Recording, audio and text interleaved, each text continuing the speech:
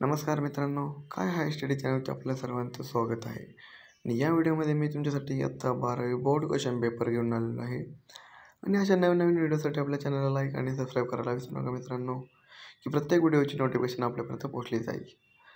आणि हा Maharashtra HSC board question paper आहे आणि विषय आहे फिजिक्स.